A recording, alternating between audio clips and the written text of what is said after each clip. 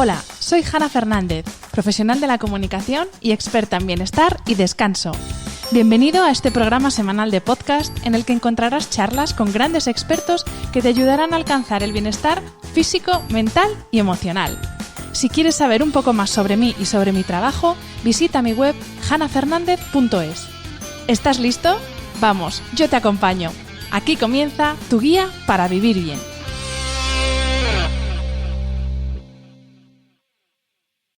Hola a todos y bienvenidos a un nuevo episodio del podcast de Hanna Fernández. El cerebro humano es uno de los grandes misterios del universo, tanto su funcionamiento en el plano físico como la traducción de estos mecanismos en pensamientos y procesos cognitivos. Conocer el cerebro y el sistema mente-cuerpo en su conjunto es una forma de conocernos a nosotros mismos. Ese es precisamente el objetivo de la neurociencia, entender esos puentes que conectan la experiencia humana con la biología del cuerpo. Y ese es el tema del que vamos a hablar en este episodio, en el que cuento como invitada con Nazaret Castellanos. Nazaret es licenciada en Física Teórica y doctora en Medicina y Neurociencia, máster en Matemáticas aplicadas a la Biología y máster en Neurociencias. Ha trabajado como investigadora y docente en distintos laboratorios e instituciones, tanto en España como en el extranjero, y actualmente dirige la investigación del laboratorio Nirakara Lab y la cátedra de la Universidad Complutense de Madrid, Mindfulness y Ciencias Cognitivas. Bienvenida, Nazaret, y muchísimas gracias por tu tiempo esta tarde. Bueno, muchísimas gracias a ti. Encantada estoy. Yo con el currículum que tienes te puedes imaginar que estoy hasta nerviosa porque tienes que saber tanto sobre uno de los temas que a mí más me apasionan, que es el cerebro y la mente y su conexión con el cuerpo. Pero bueno, vamos allá. Te quería preguntar, Nazaret, lo primero, si nos puedes explicar, para que los no científicos lo entendamos, ¿en qué consiste tu trabajo como neurocientífica? Porque a veces cuesta un poco entender cómo conviven la ciencia, por un lado, y disciplinas que no nos resultan tan científicas, como por ejemplo puede ser la meditación o el mindfulness. Pues mira, lo que yo hago desde hace como 20 años ya es que trabajo en los laboratorios para estudiar qué hace el cerebro cuando hacemos determinadas cosas, ¿no? Entonces yo siempre a lo largo de mi trayectoria he estudiado cómo el cerebro es capaz de cambiarse a sí mismo. Esto se llama la plasticidad cerebral. Antes se pensaba pues que éramos así y así somos y así nos quedamos, ¿no? Que el cerebro es una cosa fija. Pero, como decía Ramón y Cajal, pues todos podemos ser, si nos lo proponemos, escultores de nuestro propio cerebro. Es decir, podemos cambiar cómo es la forma y el funcionamiento de nuestro cerebro. Entonces, lo que yo investigo desde hace pues aproximadamente unos 6 años es cómo cambia el cerebro cuando hacemos meditación, cuando practicamos meditación de forma regular en nuestras vidas. Entonces, lo que nosotros hemos observado, y han observado otros tantos laboratorios, porque las evidencias científicas de la neurociencia y la meditación son muchísimas, ¿no? Entonces, lo que se ha visto es que hay ciertas zonas del cerebro que aumentan, otras que disminuyen, o que hacen que las neuronas empiecen a comunicarse, a hablar de una determinada forma. Es decir, que lo que estudiamos es cómo la meditación es capaz de cambiar nuestro cerebro y cómo esos cambios hacen que nuestra vida pues sea mejor, es decir, que aumentemos nuestro bienestar. Parte importante de tu trabajo, tanto la parte de investigación como la parte de docencia, es estudiar la relación entre el cerebro y distintos órganos del cuerpo, como por ejemplo la relación que hay entre el corazón y el cerebro, porque ahora sí que se habla mucho, que luego hablaremos de la relación cerebro-intestino, y de hecho el intestino es el segundo cerebro y se está hablando mucho de eso, pero quizá no se habla tanto de esa relación corazón-cerebro, que yo intuyo que es muy bonita. Y te quería preguntar, ¿qué es lo que nos dice la ciencia sobre la influencia que ejerce el corazón en nuestro cerebro? Porque resulta que en el corazón, y esto lo he visto en tu Instagram, también tenemos neuronas en el corazón. La verdad es que esa es la parte que a mí más me gusta de mi investigación, que es cómo se comunican el corazón y el cerebro, ¿no? Entonces, como tú dices, la relación del intestino sobre el cerebro, pues ahora ya se conoce mucho. Pero la relación del corazón con el cerebro pues es muy misteriosa, porque realmente el corazón pues sigue siendo un grandísimo misterio. Entonces, desde hace pues aproximadamente 5 años en la neurociencia moderna pues se ha visto que sí, que el cerebro tiene que escuchar al corazón. sea, que es decir, que el corazón pues también le da órdenes al cerebro de lo que tenemos que hacer. Antes se pensaba que era solo el cerebro y que el cerebro sabía lo que hacía el resto del cuerpo, pues porque, bueno, el cerebro pues tiene que tener un control de todo lo que está pasando. Pero lo que se ha visto es que no, que lo que haga el corazón también influye en cómo va a reaccionar luego el cerebro. Entonces, se le ha llegado a llamar al corazón como una de las puertas de la percepción. ¿Por qué? Pues porque se ha visto, y esto se publicó en la revista Nature, que es la revista número 1 a nivel científico, que cuando nuestro cerebro escucha, responde a lo que hace nuestro corazón, pues nosotros percibimos las cosas de una forma u de otra. Es decir, que nuestro corazón modula nuestra percepción del mundo que nos está rodeando. Y esto, pues, las implicaciones que tienen son inmensas, imaginaros, ¿no? En uno de los vídeos de tu canal de YouTube hablas de la evolución que hemos experimentado desde culturas más cardiocentristas, ¿no? En las que el corazón, como tú dices, se entendía como la sede de la mente, y hablas, pues, por ejemplo, hablas de la cultura egipcia, pero bueno, también creo que el budismo es una cultura bastante cardiocentrista, y hemos evolucionado hasta una concepción actual que es totalmente racional y muy cartesiana. ¿Este cambio qué consecuencias ha tenido en nuestra calidad de vida y en nuestro bienestar? Eso de pasar de tener el corazón más en el centro a que ahora todo sea mente y razón. Pues lo has dicho muy bien, ¿no? Fíjate que a lo largo de la historia, pero no solo en Asia, ¿no? Que siempre pensamos que el mundo es Occidente y Oriente, ¿no? En Oriente, ¿no? En Grecia, pues teníamos a Galeno de Pérgamo, ¿no? Que era un médico del Imperio Romano que ya hablaba del cerebro, del corazón y del intestino. Y las teorías galénicas se mantuvieron durante más de 1000 años, ¿no? Entonces siempre hemos tenido una concepción del cuerpo como muy holística, si es que podemos utilizar esta palabra. Es decir, todo el cuerpo, la interacción de todos los órganos, ¿no? Pero lo que pasa es que muy recientemente, y no hace más de 300, 400 años, pues hemos empezado a separar las cosas. Es verdad que a nivel experimental y en la medicina, pues tratar todo como un todo y todo interdependiente es muy difícil, ¿no? Entonces es más fácil separar.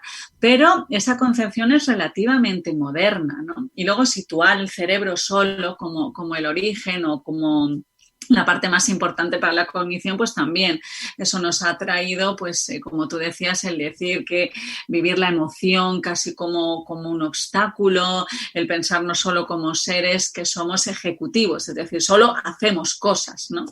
Pero no, ahora lo que se está viendo es que hay una parte, por así decirlo, inconsciente o misteriosa que afecta a toda nuestra cognición, es decir, el cuerpo como algo muy sutil, como algo inconsciente, el cuerpo como los órganos que están afectando a nuestro cerebro, ¿no? Que lo están reorganizando, y el cerebro como un grandísimo integrador de lo que está pasando en todos nuestros órganos, ¿no? Y eso es lo que hace, ¿no? Que también es maravilloso, es muy mágico, porque fíjate, ¿no? Este momento, ¿no? En el que nosotros pues estamos hablando, las personas que están escuchando, pues están procesando esta información con el cuerpo que tienen en este mismo instante.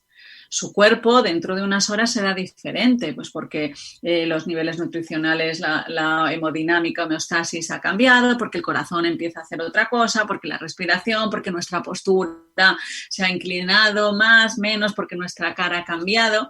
Es decir, que el momento presente lo define el cuerpo.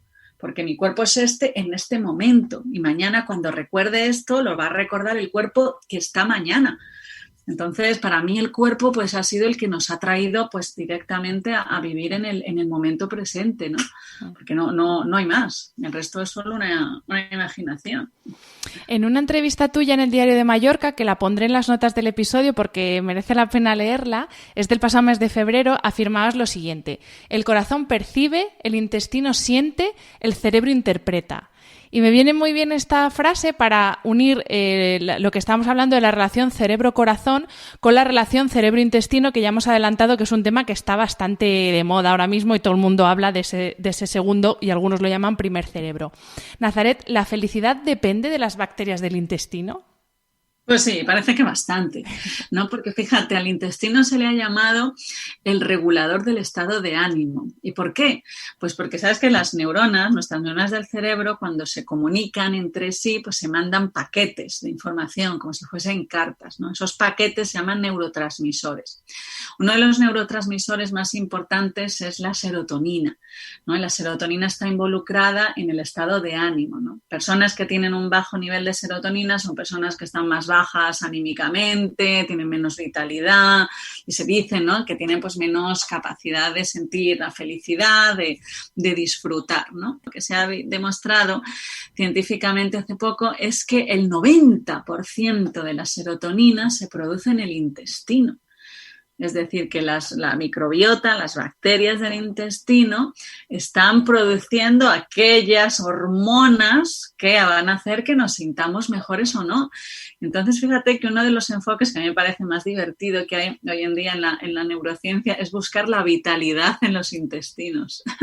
Y la vitalidad es algo, ¿no?, que es fundamental en nuestra sociedad, porque una de las cosas, ¿no?, que parece que más nos caracteriza es el nivel de cansancio que arrastramos, ¿no? Esto no te lo dicen, ¿no? Además creo que las estadísticas eran algo así como que un 80% de las personas que viven, ¿no?, en entornos urbanos se percibe como muy cansada.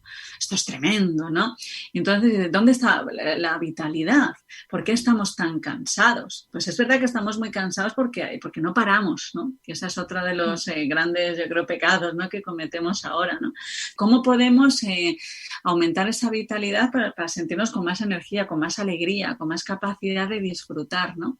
Y parece, ¿no?, que uno de los ingredientes fundamentales es la microbiota intestinal. O sea, millones y millones de microorganismos que habitan en nuestro intestino, pero no solo en el intestino, ¿no? Porque tú sabes que una de las cosas, yo he estado 12 años en el proyecto Alzheimer, ¿no? Me he dedicado mucho tiempo a ver qué pasa, cómo se puede predecir la enfermedad de Alzheimer, cómo se puede pues, aminorar el deterioro cognitivo que se va sucediendo. Entonces, uno de los trabajos científicos, ¿no?, más revolucionarios que ha habido es estudiar la influencia que tiene la encía sobre la generación en la enfermedad de Alzheimer. Y entonces, ¿qué tiene que ver la encía con el intestino? Pues fíjate, toda la microbiota que habita en nuestra encía está relacionada con la microbiota que habita en nuestro intestino. Tenemos microbiota en diferentes partes del cuerpo. Esto se llama los diferentes nichos. La piel, el tracto urogenital, el intestino, la boca, cada uno su nicho, ¿no?, como su país, ¿no?, de microbiotas. Pues de momento solo se ha encontrado que haya relación entre dos de los nichos, el de la boca y el del intestino.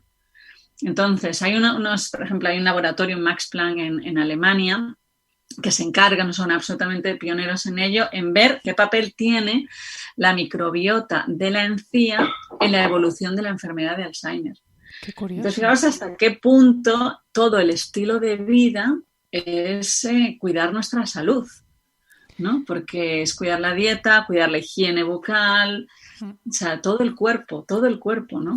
Y Nazaret, ¿qué sabemos de cómo influye la microbiota intestinal y también por extensión lo que comemos, porque lo que comemos es el alimento de esa microbiota, sobre capacidades cognitivas, sobre la memoria, por ejemplo, sobre el aprendizaje, capacidad de toma de decisiones, por ejemplo? ¿Hay estudios al respecto? Sí, pues hay muchos estudios, ¿no?, que ya han demostrado que la microbiota influye sobre la cognición, ¿no? Entonces, uno de los primeros estudios, un artículo se publicó en la revista PNAS científica que se hizo sobre es un estudio animal, pero que luego se ha visto también en humanos. Lo que veían en este estudio pionero era que animales a los que se les alteraba o se les quitaba la microbiota perdían su capacidad de memorizar y de aprender.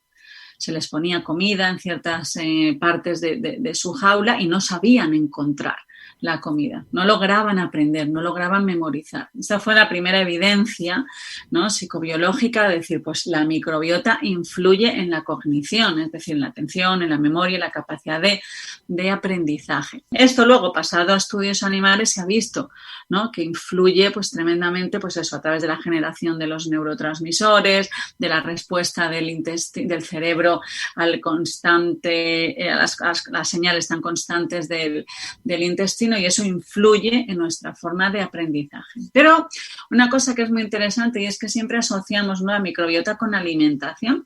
Y es verdad que la alimentación es uno de los factores que más influye en nuestra microbiota. Pero los factores que se ha visto que determinan son también la contaminación, el ejercicio físico, la cantidad de medicación que tomemos, si hemos nacido por el canal vaginal o hemos nacido por cesárea y si somos hombres y mujeres. La microbiota de los hombres y de las mujeres es muy, muy diferente. Muy diferente. Entonces, tenemos microbiotas y, por tanto, sistemas, ¿no?, de una regulación intestino-cerebro muy diferente. Pero una de las cosas, ¿no?, que yo investigo en el laboratorio, una de mis líneas de investigación, es cómo influye el ejercicio físico sobre la microbiota, independientemente, ¿no?, de que uno cambie su dieta o no. Entonces, lo que nosotros hemos visto es que cuando hacemos ejercicio físico, la microbiota se vuelve más diversa, más compleja, por tanto, mucho más resistente a enfermedades, con unas capacidades pues mucho, mucho más saludables, ¿no? Entonces, esto, pues, fijaros, es para mí otra de las evidencias maravillosas, ¿no?, de la influencia que tiene el cuerpo como todo en cada uno de los sistemas del cuerpo, ¿no? Porque mover es hacer ejercicio cardiovascular, pero es también cambiar nuestra postura corporal, ¿no? Y todo eso, ¿no?, pues de repente le influye a todo ese universo microbiano que tenemos en el intestino, ¿no? Entonces, eso es otra de las evidencias, ¿no?, porque el ejercicio físico está relacionado también con la salud, porque la microbiota se ha visto que influye en el sistema inmune, en el sistema endocrino y en el sistema nervioso. Que son, pues fíjate, que tres sistemas tan absolutamente importantes, ¿no? Desde luego. Fundamentales. En un estudio que recoges en tu página web, recoges una frase del estudio que dice: la dieta, mediante la microbiota, modula nuestra mente y la forma de relacionarnos con los demás. Y me gustaría que nos explicaras este punto, porque claro, ya ese paso de influencia también en nuestra forma de relacionarnos ya sí que para mí era totalmente desconocido. Pues sí, estos son unos estudios maravillosos, ¿no?, que han demostrado que la influencia que tiene el intestino sobre el cerebro es en las zonas del cerebro que se encargan de la red social, es decir, en aquellas zonas del cerebro que representan cómo vemos al otro, cómo nos vemos en el otro, es decir, nuestro cerebro social. Entonces, los estudios, pues esto ha dado lugar al nacimiento, pues, de un nuevo campo que es la psicogastroneurología, que estudia cómo la relación entre la microbiota y la psicología. Entonces, ellos estudian, pues, desde un punto de vista cómo la microbiota afecta a uno mismo, pero cómo la microbiota afecta a cómo yo percibo al otro y cómo el otro me percibe a mí. Y cómo, finalmente, la microbiota afecta a lo que es la generación casi de una cultura. Porque hay una de las cosas, ¿no?, que se está estudiando, que me parece un proyecto súper bonito, es el papel que tiene, por ejemplo, la dieta, como una dieta forma una cultura. Los pueblos comparten dietas, ¿no? Entonces, a través de la microbiota hemos formado una cohesión social, ¿no? Somos más similares nosotras que vivimos en el mismo país que a lo mejor que un japonés, entre otros muchos factores, obviamente por la dieta, ¿no? Entonces, el papel que ha tenido la microbiota en la formación de esa cultura, ¿no? Eso es algo que es muy, muy bonito, ¿no? Entonces, cuando el intestino llega al cerebro, o sea, la influencia del intestino llega al cerebro, pues va a las áreas del cerebro social, ¿no? Y entonces, entre otras áreas, está pues todo lo que es el área de la empatía, ¿no? El cómo nosotros somos capaces, ¿no?, de ponernos en el lugar del otro. Y entonces ahí hay unos estudios que son fantásticos, que se han hecho en la Universidad de Finlandia, que, fíjate, recogen que cuando nosotros nos estamos comunicando con una persona, cuando nosotros estamos escuchando a una persona y esta persona habla con cierto contenido emocional, los cerebros de ambas personas se contagian, es decir, el cerebro de la persona que me está escuchando se está convirtiendo en el mío. Si hiciésemos una fotografía de mi cerebro hablando y el cerebro de otra persona escuchándome, resulta que nuestros cerebros se parecerían. ¿Y esto qué es lo que nos ha permitido? Pues a nivel evolutivo, ¿no?, se ha dicho que nos ha permitido, pues, ponernos en el lugar del otro. Eso de ponerse en el lugar del otro parece que es literal. Sí, sí. Tu cerebro se transforma en el otro, ¿no? Entonces, ahí tiene mucho que ver la microbiota. O sea, la microbiota parece que es que permite que tú te transformes en el otro. Cuando te transformas en el otro, tienes la capacidad de comprenderle mejor, ¿no? Y entonces eso pues tiene una implicación positiva y otra negativa, ¿no? Y es que está muy bien, aprendemos, ¿no? Está muy bien contagiarse del cerebro de ciertas personas, ¿no? Pero también cuando alguien nos habla, ¿no? Con cierto contenido emocional, que sea pues es un poco desgastante, agresivo, también te estás convirtiendo en el cerebro de esa otra persona, ¿no? Entonces, esto que técnicamente se llama la sincronización de fase interpersonal. Es un término técnico que a mí me encanta, ¿no? Porque lo que refleja es que te has convertido en el otro. Entonces, cuando estás escuchando a alguien, ¿no? Pues nos podemos imaginar todos ahora pues esa televisión que de vez en cuando sale alguien gritando y quejándose y hablando mal y lo estás ahí viendo como si nada y no pasa nada, ahora apago la tele y ya está. Pues no, tu cerebro se ha convertido en el cerebro de esa persona durante ese rato. Pero no solo durante ese rato, sino que tu cerebro ha ido aprendiendo, ¿vale? Te has puesto el traje de esa otra persona, ¿no? Por eso es tan importante, ¿no? Lo que consumimos tanto en pues, de medios de comunicación como también con las personas con las que nos relacionamos. Ahí le estoy viendo todo el sentido cuando se habla de personas tóxicas, por ejemplo, ¿no? Ahí tiene todo el sentido. Completamente. Esto es algo, ¿no? que todos sabíamos, ¿no? Y a mí por eso me encantó cuando esto se publicó. Los primeros fueron en la Universidad de Finlandia. Y cuando esto se publicó, que fue una revista científica muy fuerte, ¿no? Y se calculó, y además me encanta el artículo porque está lleno de ecuaciones y números, entonces ¿no? Cuando tú vas explicando esto por ahí, la gente, sí, bueno, parece que es algo, ¿no? Que uno diga, entonces le pones ahí la pedazo de ecuación y todos los números, entonces la gente parece que te respeta un poco más, me dice, mira, no, es que esto es lo que pasa, es que esta es la ecuación que mide cómo tú te has convertido en fulanito o fulanito cuando pues se está quejando de esas formas tan maleducadas y tal, y bueno. Entonces, pero eso también abre una puerta muy interesante. ¿Qué pasa con el terapeuta? Que tiene que escuchar, ¿no? Claro. Sus dramas. Entonces, ahí se está estudiando, la Universidad de Stanford está estudiando esto desde la perspectiva de cómo trabajar con la compasión, pero sin que te lo incorpores, ¿no? Algo muy, muy bonito. Pero lo que has dicho es absolutamente fundamental y yo creo que esos estudios tienen una implicación social inmensa. Y es que hay que tener mucho cuidado, ¿no? A quién escuchamos, porque nos estamos convirtiendo en él y nuestro cerebro aprende 24 horas. Soy que aprendo solo cuando me pongo a estudiar o voy al cole, no, está aprendiendo 24 horas. Uh-huh. Y si te has pasado una hora viendo un programa donde alguien está hablando de tal y cual forma, tu cerebro ha estado una hora aprendiendo ese modelo porque se ha convertido. Esto es impresionante, es maravilloso, ¿no? Y el intestino ahí también pues como regulando esa capacidad de ponerte en el lugar del otro, ¿no? Eso es muy bonito, ¿no? Como ante cualquier cosa, ¿no? Como tú decías antes, estás con una persona tóxica, una amiga, esto que te llama, y es todo tu cuerpo, ¿no? El que se está convirtiendo en el del otro, ¿no? Porque también se ha visto que copiamos las posturas corporales, ¿no? Entonces, como el intestino, me lo puedo imaginar, todos esos microorganismos, millones de microorganismos haciendo que te conviertas en fulanito o en fulanita, ¿no? Y luchando para que no te conviertas en fulanito.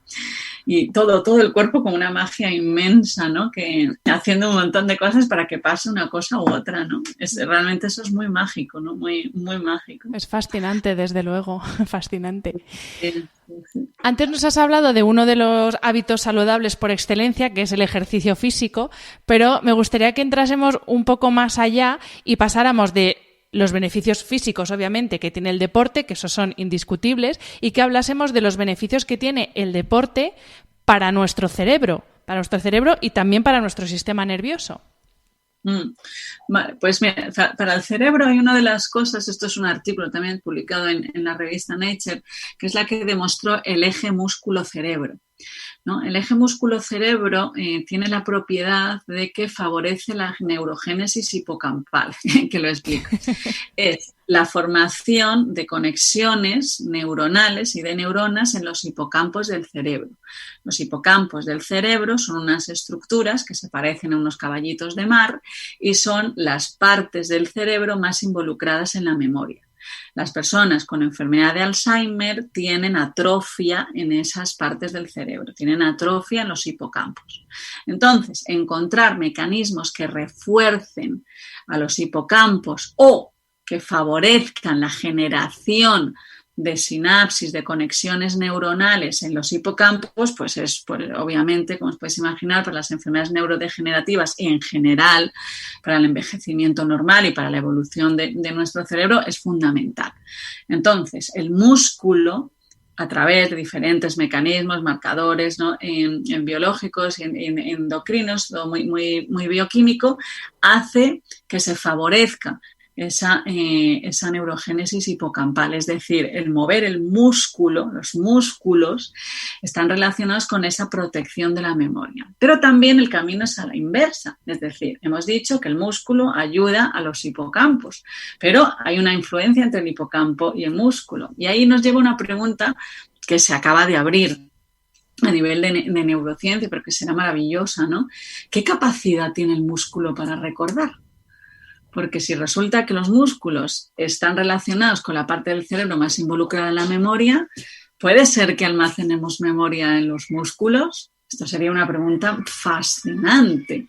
Esto ya ha habido algunos enfoques, ¿no? En California, por ejemplo, Pat Ogden, ¿no? Que hablaba, ¿no? del tratamiento para traumas a través de lo muscular, de las posturas, ¿no? Pues imaginaos las implicaciones que tendría, ¿no? El ver que la memoria puede estar también por ahí repartida por los músculos, ¿no? Y entonces fíjate una cosa que uno de los proyectos que a mí siempre me llamó mucho más la atención cuando trabajaba en el proyecto de Alzheimer, ¿no?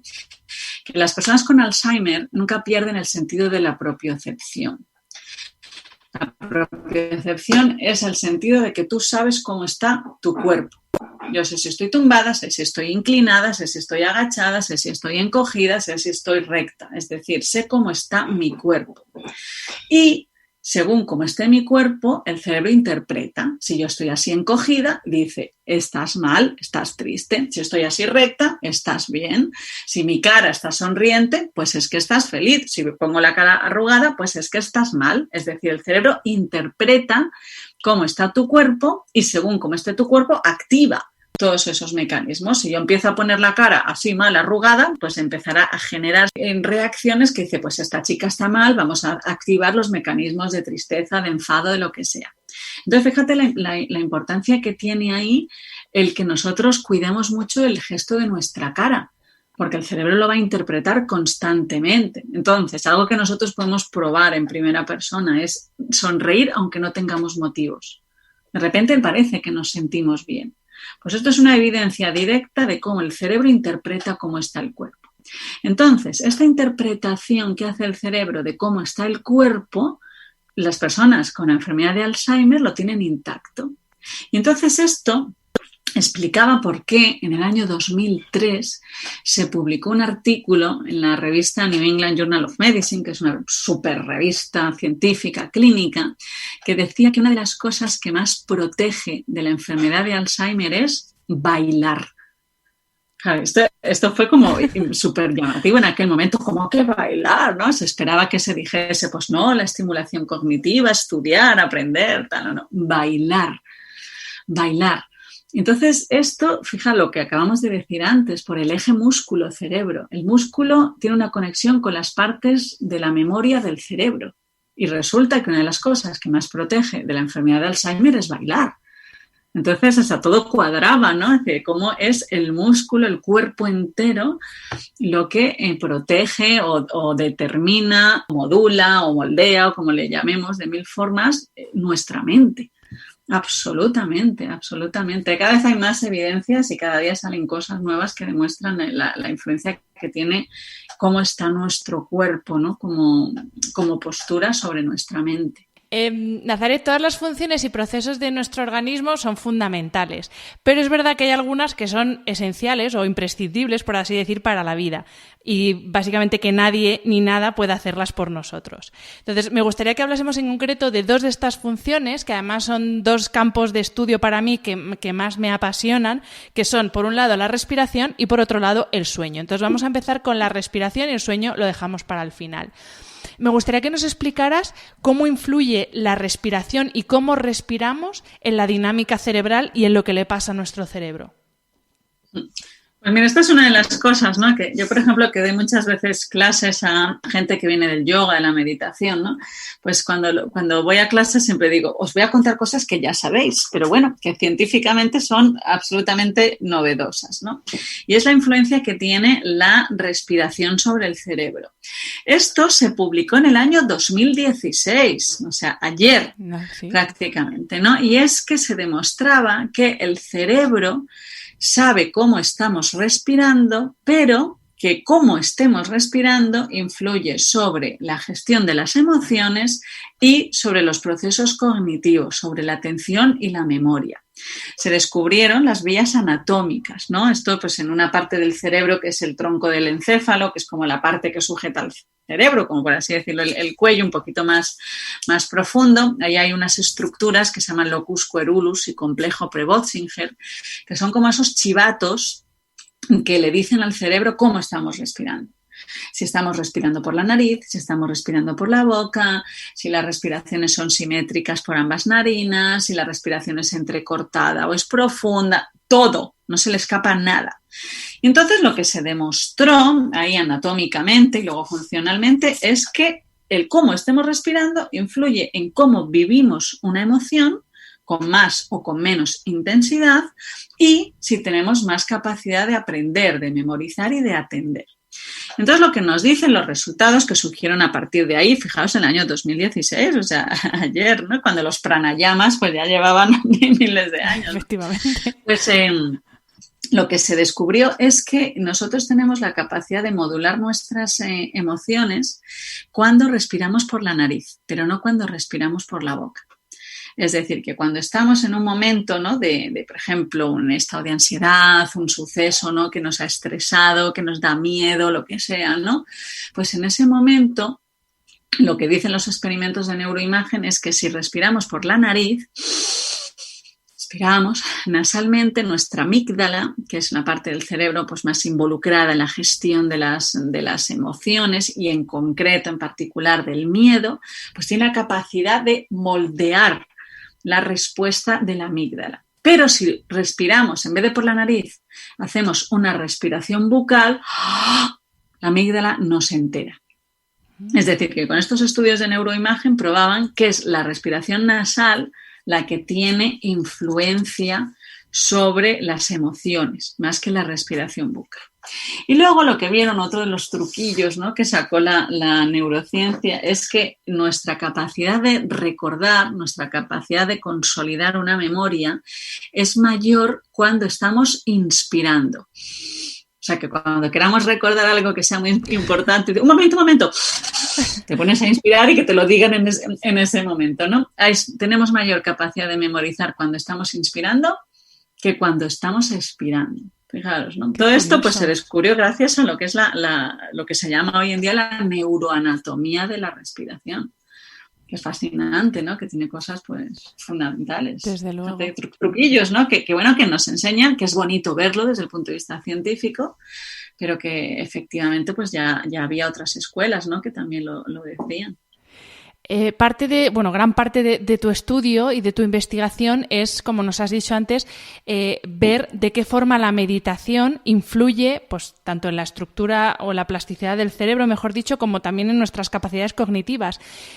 Es verdad que la meditación ahora está de moda. Yo, en mi humilde opinión, está un poco manido el tema meditación y se está llevando o se está vendiendo, entre comillas, como la panacea a muchas cosas para lo que no lo es. Pero bueno, dejando eso de lado y también dejando un poco la parte mística de lado, porque es verdad que hay personas que les provoca un poco de rechazo porque lo asocian demasiado a religión cuando no tiene nada que ver, pero sí que me gustaría que nos explicaras la parte científica de la meditación. Tú hablas mucho en tanto en la página web como en entrevistas del ajetreo mental, que además es una fuente de insatisfacción para nosotros, y me gustaría que nos explicaras de forma científica cómo nos ayuda la meditación con ese ajetreo mental que yo creo que es, pues bueno, tú también lo dices, la loca de la casa que decía Santa Teresa, ¿no? La mente del mono que decían los budistas, eso, lo que tenemos ahí en la cabeza chunda todo el día, vamos. Pues mira, justo hoy en una reunión de laboratorio, ¿no? Hablábamos en un artículo científico que estamos escribiendo, ¿no? De escribir para la comunidad científica, pues eso, como la meditación no tiene por qué ir asociada a un contexto religioso, ¿no? Puede ir, y fantástico, pero no tiene por qué ir. Yo creo que la meditación describe un proceso que es básico, ¿no? Para los seres humanos en concreto, ¿no? Que es la capacidad de dirigir nuestra consciencia, nuestra mente. William James tiene una definición sobre qué es la atención que a mí me parece quizá la más bella, ¿no? Que dice, la atención es tomar posesión de la mente. Pues eso es un poco, ¿no? Lo que dice la meditación, que estoy completamente de acuerdo, como decías, en que se está vendiendo como una panacea, que vale para todo, que lo puedes practicar 2 minutos yendo en el autobús. Bueno, lo que sí que se estudia, lo que nosotros vemos en el laboratorio es que solemos estar mucho tiempo en lo que se llama un piloto automático. Nosotros en la neurociencia, los que nos hemos dedicado pues, a estudiar el cerebro, vemos que hay muchos automatismos. Es lo que nosotros llamamos la actividad espontánea del cerebro, ¿no? El cerebro hace cosas, decide y decide mucho más rápido que a nivel consciente, ¿no? Cuando nosotros pues, vamos caminando, imagínate, vas caminando en un coche, lo que sea, tú reaccionas antes de que tú te hayas dado cuenta de lo que has hecho. Hay muchas reacciones, ¿no? Que se producen espontáneamente. Una cosa es responder y otra es reaccionar. Entonces, lo que nosotros hacemos muchas veces es dejarnos llevar por unos automatismos que hemos ido acumulando, ¿no? Entonces, nuestro cerebro, como un sistema, ha ido aprendiendo de cosas, lo que hablábamos antes, pues si estamos mucho tiempo viendo a fulanito o fulanita, pues vamos a aprender esos modelos y eso es lo que nos va a salir, ¿no? Entonces, estos automatismos que nosotros tenemos, ¿no? A nivel cerebral, a nivel mental, pues se ha visto que muchas veces lo que tenemos es una actividad, una mente que no para, que está constantemente recordando cosas, constantemente imaginando cosas, que tiene mucho diálogo interior. Es el estado de ensoñación, un estado de ensoñación que significa que no estás atendiendo, que no estás dándote cuenta, sino que estás en un estado pues muy difuso, ¿no? Donde me acuerdo de cosas, pero ahora me imagino, pero ahora me hablo, Y entonces cuando te sacan de ese estado, dices, ¿qué estabas haciendo? Y entonces normalmente decimos, nada. ¿Por qué? Porque ni nos damos cuenta de lo que estábamos haciendo, ¿no? Eso es lo contrario a estar viviendo la situación que estés viviendo, a estar observando, a estar dándote cuenta, a trabajar la atención. Entonces, ¿qué es lo que pasa? Pues que lo que ha visto la neurociencia es que nos pasamos en ese estado de ensoñación, que se llama red por defecto, nos pasamos aproximadamente el 47% del tiempo. Pero lo que se ha visto es que cuanto más tiempo estemos en ese estado de ensoñación, mayor sensación de insatisfacción tenemos. Nos sentimos más insatisfechos, menos felices con nuestra vida. Entonces hubo un artículo muy famoso que se publicó en la revista Science que decía, una mente divagante es una mente infeliz. Y lo que decía este artículo es que, haciendo unas estadísticas con miles de personas y tal, se dieron cuenta que independientemente de lo que estuviesen haciendo, a la gente nos genera una sensación de satisfacción de hagas lo que hagas, hazlo. Si estás barriendo, estás consciente de que estás barriendo. Si estoy respondiendo emails, estoy conscientemente respondiendo emails. Si estoy escuchando a no sé quién, estoy escuchando a no sé quién. Pero lo que hacemos muchas veces es estar escuchando a no sé quién, pero estoy con la mente en otro lado, estoy barriendo, pero estoy en ese estado de ensoñación, estoy respondiendo a los mails en plan automático y eso es lo que nos produce insatisfacción. Eso es lo que decía ese artículo de Science. Entonces, ¿cómo entrenar a nuestro cerebro para salir de ese estado de ensoñación constante? Pues una de las técnicas, que es solo una de las técnicas, es meditar. ¿Vale? Que eso es lo que nosotros estudiamos en el laboratorio. Cómo, si entrenas tu atención a vivir en el momento presente sin juzgarlo, es decir, a observar, a darse cuenta, pues esa red, ese estado de ensoñación disminuye. ¿Y qué pasa si disminuye? Pues que aumenta nuestra satisfacción, nos vamos a sentir mejor, tendremos una sensación de mayor felicidad, de mayor bienestar. Pero luego a nivel clínico, por ejemplo, se ha visto que las personas que pasan más tiempo en ese estado de ensoñación también tienen más probabilidad de tener enfermedad de Alzheimer. Es una de las cosas que se ha observado en el laboratorio. Wow. Entonces, a nivel clínico, tiene mucha relevancia estudiar en la investigación qué es lo que nos puede hacernos salir de ese constante estado de piloto automático o de ensoñación. Las implicaciones para la neurociencia pues, son muchas, no solo por estudiar qué es lo que hace la meditación, sino porque la meditación nos ayuda a disminuir una actividad neuronal que se ha visto que afecta a nuestra psicología, pero que también nos afecta pues, a nivel clínico, que es disminuir esa sensación de estar en todos lados menos en el que estás. ¿Y ese estado de ensoñación también es uno de los factores que más altera el sistema nervioso? Porque yo sí que me noto que en épocas de, pues eso, que voy como muy muchas revoluciones, sí que me noto el estado, o sea, mi sistema nervioso muy alterado, y sí que noto que mi cabeza se va más, pues eso, a mientras que estoy haciendo bici, estoy haciendo la lista de la compra con la cabeza y esas cosas. Exactamente. Pues en ese estado pues hay una desconexión con el cuerpo muy fuerte. Se ha visto, ¿no?, que también influye pues a nivel endocrino, y los sistemas de estrés se favorecen. Absolutamente. Es un caldo de cultivo maravilloso para el estrés. Absolutamente. Se alimentan uno a otro. Cuanto mayor sea tu capacidad de distraerte, de estar en otro lado, pues, si hay algo que genera un poco de estrés, ¡fua!, ahí crece, vamos, como la espuma, porque genera, ¿no?, esa propensión en el cerebro. Nazaret, antes nos hablabas de esa información que nuestro cuerpo le manda al cerebro pues cuando sonreímos, por ejemplo. Y quería retomar un poco esa idea y preguntarte si eso de ir por la vida con la cabeza alta, podemos decir que tiene, en cierto modo, una explicación científica, ¿no? Y al final, o también eso lo de la pose poderosa cuando vas a dar una charla o cuando vas a hablar en público, al final eso también le está mandando una señal a nuestro cerebro de tranquilo, o venga, que tú puedes, que te lo sabes, o no, o esto es más lo que nos decimos así para motivarnos. No, eso es lo que demuestra. Lo que pasa es que esas poses, ¿no?, que tú decías, esa pose de poderoso, pues también activa nuestro sistema inmune y endocrino, y entonces nos aumenta los niveles de cortisol, y en el hombre aumenta los niveles de testosterona, es decir, nos hacen sentirnos más poderosos, pero también aumenta nuestra agresividad, ¿no? Entonces, trabajar el cuerpo como herramienta para llevarte de un estado mental a otro, eso está muy demostrado científicamente, ¿no? Entonces, tú dices la cabeza alta, pues yo, por ejemplo, diría los hombros abiertos, ¿no? Me gusta esa definición que dice: los hombros son las alas del corazón, ¿no? Pues los hombros abiertos y una cara sonriente, o al menos pacificar el gesto.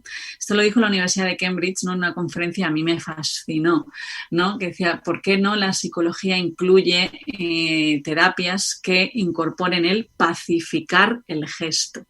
Es decir, que nuestro gesto de la cara sea pacífico, no ir sonriendo en plan, pues eso, artificial, sino que tengas un gesto pacífico, que esté relajado, que no haya tensión, y si se dibuja una pequeña sonrisa, mejor. Yo creo que esa es una de las grandísimas herramientas. Además, fíjate que hay estudios, ¿no?, que demuestran que cuando dibujamos una sonrisa en nosotros mismos, la amígdala, que es esa parte del cerebro más involucrada en la gestión de la agresividad, el miedo, el estrés, disminuye, ¿no? Y otro de los estudios, ¿no?, que a mí me encanta, ¿no?, que dice que la zona del cerebro más involucrada en percibirnos a nosotros mismos, en la idea del yo, es también la zona del cerebro que se encarga de procesar las caras sonrientes. Y esto es muy importante, ¿no?, porque hay estudios hechos con bebés recién nacidos, pequeñitos, 3 meses, hasta 6 meses, que mostraban que pasaban hasta 6 veces más tiempo mirando una cara sonriente que una cara desagradable. Nos gusta más esa cara agradable. Y esto es maravilloso, porque esto va un poco en contra de esas teorías del sesgo negativo, de nos fijamos más en lo negativo, nos mola más lo negativo, el cerebro se fija más, tiene una debilidad por lo negativo. No, absolutamente no. Es muy importante ver caras sonrientes y es muy importante sonreír. Y fíjate que dentro de lo que es la representación del cerebro la representación del cuerpo en el cerebro, pues se ve que la parte más importante a la que nuestro cerebro le dedica más recursos neuronales es toda aquella que está alrededor de la boca, ¿vale?, los borritos. Por eso la gran influencia que tiene la sonrisa sobre nuestro cerebro, ¿no? Es increíble, ¿no? O sea, eso cuando tú lo ves en el laboratorio y la cantidad de evidencias científicas, dices, ¿cómo no damos más importancia a la sonrisa? Es una herramienta poderosísima a nivel neuronal, poderosísima. A la sonrisa, no a la risa. Y de la misma forma que la sonrisa nos manda esas señales tan poderosas al cerebro, también lo hace lo que nos decimos y cómo nos tratamos, es decir, tratarse con cariño, con amabilidad, con compasión, ¿también tiene ese tipo de efectos en nuestro cerebro? Totalmente, totalmente. Uno de los grandes marcadores de la plasticidad es la amabilidad con uno mismo. El cómo nos tratamos. Fíjate, yo siempre digo, ¿no? Y eso digo en las clases, que cuando nosotros hablamos, la primera persona que nos escucha y quizá la única somos nosotros mismos. O sea, el cerebro te escucha a ti mismo. O sea, cuando tú dices una palabra, se activan tus zonas auditivas. O sea, nos estamos escuchando. Por ejemplo, yo estudié mucho cuando nació mi hija, ¿no? En los momentos en los que estaba muy, muy cansada, porque pues eso, no has dormido, estás agotada, tienes que trabajar, ¿no? Pues empecé a estudiar el papel que tenía la queja sobre el cerebro, ¿no? Y entonces me impuse, ¿no? El no quejarme. Pero no significa no quejarme al otro, sino tampoco a mí, ¿no? Estoy agotada, no puedo más. Pues entonces tu cerebro, así, no puedes, pues no puedes más. Lo estás creando, ¿no? Te estás escuchando. Entonces, sí, lo que son los estudios de la compasión son maravillosos, ¿no? Porque es una de las llaves hacia la plasticidad cerebral. El respeto a uno mismo, ¿no? El cariño, la amabilidad con la que nos tratemos, ¿no? Eso se llama el reforzamiento positivo en el cerebro, ¿no? Como el cerebro cuando percibe, ¿no? Que hay una respuesta de aceptación, de amabilidad hacia uno mismo, reacciona mejor que una reacción adversa, ¿no? Uh-huh. Es para mí una de las grandes claves que tendríamos que estudiar ahora, ¿no? En la investigación ya se está dedicando muchísimo esfuerzo y hay que dedicar más, ¿no? A cultivar más el respeto hacia uno mismo, uh-huh, y la amabilidad y el cariño hacia uno mismo. Y yo creo que de ahí ya sale sola a los demás. Estoy de acuerdo. El cerebro eso de el uno y el otro no lo tiene tan claro como nosotros. Estoy totalmente de acuerdo. Pues Nazaret, para concluir la entrevista he dejado para el final pues el tema que más me gusta. Ya he dicho que la respiración es uno de los temas que más me gusta estudiar, pero es verdad que para mí el sueño y el descanso, porque lo he vivido en mis propias carnes, eso de no dormir y en mi salud, para mí es uno de los temas de estudio más interesantes. Y me gustaría que concluyésemos en esta entrevista hablando ya no solo de la importancia que tiene el descanso para la salud de nuestro cerebro, que obviamente, pero bueno, aprovechando que tengo una neurocientífica, sí me gustaría que nos comentaras este tema, pero también que nos hablaras de una de tus publicaciones en Instagram que decías que la postura en la que dormimos influye en el sistema de limpieza cerebral, que también nos vas a explicar ahora. Así que, para concluir, háblanos, por favor, de la importancia que tiene el descanso para nuestro cerebro y cómo hay que dormir, qué postura, que ya esta misma noche nos ponemos a ello. Pues mira, es que el sueño es un tema clave, ¿no? En el estudio de la enfermedad de Alzheimer, ¿no? ¿Por qué? Pues que cuando dormimos, aparte de los beneficios, ¿no? Que ya sabrás, pues están los beneficios de que cuando dormimos se consolidan las memorias. Antes se pensaba que cuando dormíamos el cerebro se apagaba, ¿no? Que entraba en cero y ya está, entonces se apaga como un móvil, ¿no? Pues no, o sea, ahí es donde se consolida, pues a ver qué he aprendido hoy, se refuerzan las memorias, se borran otras, los mecanismos de olvido son muy importantes durante el sueño. Pero una de las cosas, ¿no?, por las cuales es importante el sueño, la enfermedad de Alzheimer, es porque cuando dormimos se activa el sistema linfático.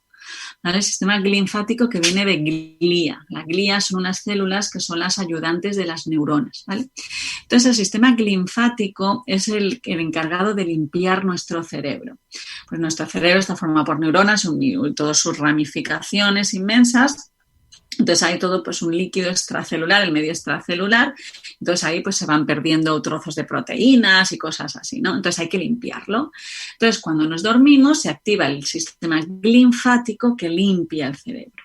Entonces, eso es fundamental para la enfermedad de Alzheimer, porque en la enfermedad de Alzheimer lo que se ve es que se han acumulado muchos residuos neuronales, ¿no? Las placas de beta-amiloide, los ovillos de proteína tau, que se llaman. Entonces, es importante que el cerebro tenga un buen sistema de limpieza, de lavado. ¿Pero qué pasa?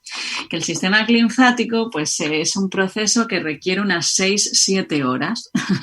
Entonces, ¿qué pasa cuando dormimos poco? Cuando dormimos entrecortado, pues que esos sistemas de limpieza pues se ven deteriorados, no se pueden limpiar pues propiamente, ¿no? Entonces, ¿qué pasa? Pues imaginaros a lo largo de 60-70 años, ¿no? Pues ¿qué pasa cuando llevamos varios años en los que los sistemas de limpieza no han sido adecuados? Pues que hemos ido acumulando pues residuos, ¿no? de biológicos en nuestro cerebro. Eso pues aumenta pues la probabilidad de tener pues deterioro cognitivo y enfermedades neurodegenerativas. Entonces, lo que salió en un estudio hace unos años fue que ese sistema linfático, el sistema de limpieza de nuestro cerebro, actúa mejor cuando dormimos de lado. Cuando dormimos boca arriba o cuando dormimos boca abajo, los sistemas de limpieza del cerebro no hacen tan bien su función. Y esto es muy curioso porque, fíjate, llevaba otra vez en evidencia la importancia del cuerpo sobre el cerebro. El cerebro, aunque estemos dormidos, sabe cómo está el cuerpo. Entonces, sabes si estás de lado, boca arriba, boca abajo. No era tanto un efecto gravitatorio, ¿no? Decir, pues vale, si está boca arriba, porque no es que las cosas caigan por el peso, es un sistema de autolimpieza, ¿no? Entonces, es solo porque el cerebro sabe en cada momento cómo está el cuerpo. Acordaros lo que hemos dicho al principio, que las personas con enfermedad de Alzheimer no pierden la propiocepción, no pierden el cómo está mi cuerpo. Entonces, ese sistema, la postura del cuerpo, aun cuando estemos dormidos, el cerebro la tiene en cuenta. Entonces, si dormimos boca arriba o boca abajo, pues los sistemas linfáticos pues, no son tan efectivos como si dormimos de lado. Así que hay que cuidar la postura 24 horas al día, ni durmiendo nos dejan. Desde luego, desde hoy mismo, a dormir de lado todo el mundo. A dormir de lado, sí. Pues Nazaret, muchísimas gracias. Ha sido un placer escucharte. Tienes un trabajo muy guay, la verdad. Yo te envidio mucho porque tiene que ser fascinante descubrir, obviamente llevas muchos años investigando, pero descubrir todas estas cosas que puede hacer nuestro cuerpo, nuestro cerebro, tiene que ser algo alucinante. Así que muchísimas gracias por tu tiempo y también por el trabajo que haces. Bueno, muchísimas gracias a ti. Y como siempre, a los que nos estáis escuchando, muchas gracias por estar al otro lado del micro y hasta la semana que viene. Espero que hayas disfrutado del episodio. Me ayuda mucho conocer tu opinión y tus sugerencias para este programa. Si quieres escribirme, puedes hacerlo a través de mi página web hanafernandez.es, donde encontrarás las notas sobre cada episodio y recursos adicionales. Y también puedes hacerlo en mi cuenta de Instagram, hanafr. Mil gracias como siempre por estar al otro lado. Nos escuchamos en el próximo episodio.